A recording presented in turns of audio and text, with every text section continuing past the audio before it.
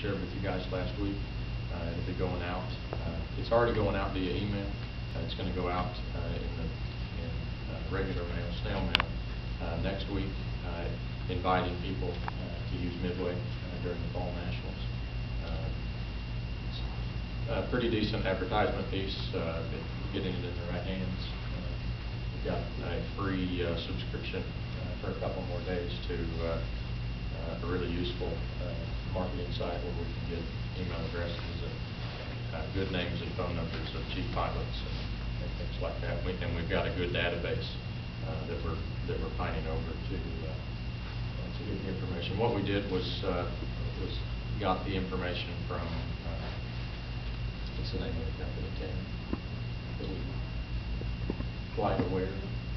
They store historical FAA data, and we got the landings and departures on each of the 3 days of the Fall Nationals for each of the previous 3 years, and we're going through that information and mailing to the people that landed at Ennis, Lancaster, Redbird.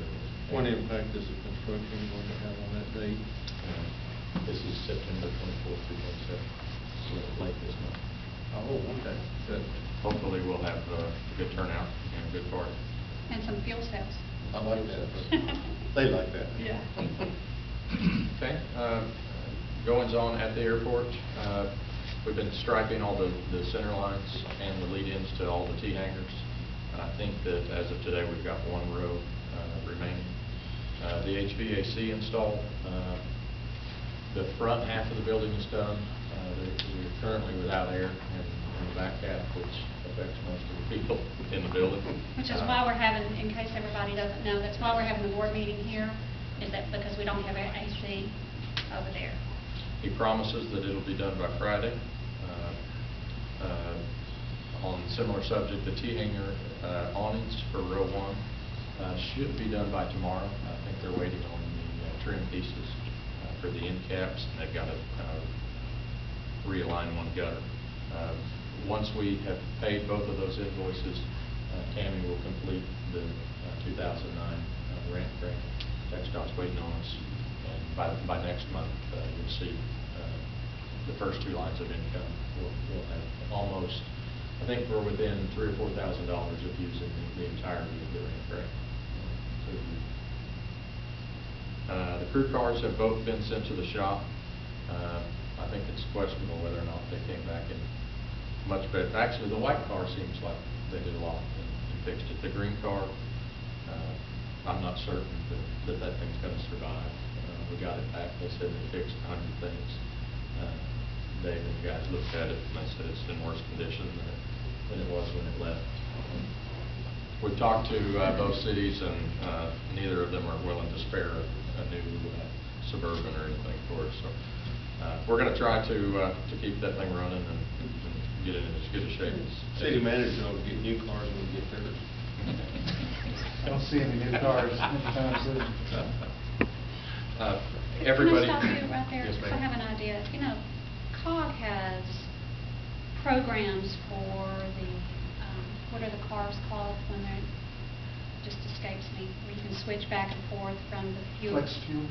Flex fuel vehicles. I wonder if there's any grant or fundings for us to get one of those hybrid cars for the airport.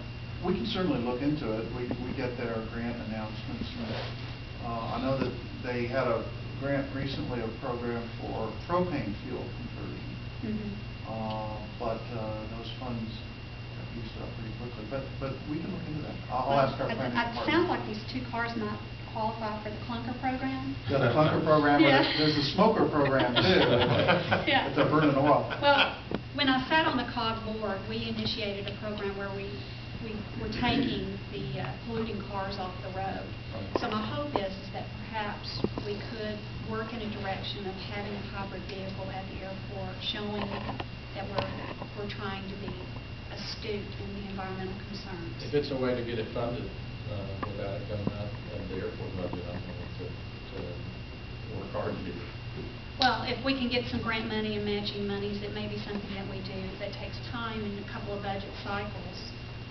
But I was just hoping that perhaps both cities could help us find a way maybe to do to look at it anyway. Oh, absolutely, yeah, no, we're always looking at COG grant programs, so we'll focus in on this one. Just, if you would, guys, please send us, Michael and I, the model names, years, and mileage of the vehicles you have now, and we'll inquire. I've got a comment that's nowhere near as nice as a solution as yours, Paula, but how often do the cities of either Waxahachie or Midlothian look to retire cop cars? Because in a lot of the airports I've landed, they will retire an older police car. They will take a police off the side and put airport car, but at least it stays in the community. It may not be good enough for a police office. I think that's what we've done in the past. That's where they Oh, yeah. Oh, that's where they Yeah, they filter down to the departments. We've got a lot of used police cars right now, so And those that's always cars are known. used hard and heavy before they even come to Sure. the airport. And over the last 2 years, we haven't been replacing cars. Mhm. Are we last on the list, or does somebody get them after us? I think we're you're last. one notch below the planning department, and they always put the bottom. I think we're last, but we're grateful to have them now, because there's a time we didn't have them. We'll look into that. They are well used, there's no doubt about that. They get used, both of them, nearly every day. Okay, runway expansion. I think probably everybody knows that the bids were released to the press on Saturday. I talked to Steve Creamer yesterday, and he's already had 40 calls. There's going to be a lot of bids on the project. I've had a couple at the airport. But for anyone that calls you that is actually interested in bidding, probably the best place to send them is to TxDOT, because the actual specifications are only in the hands of TxDOT, and the guys at KSA can lead them along, but eventually they're going to direct them to TxDOT as well.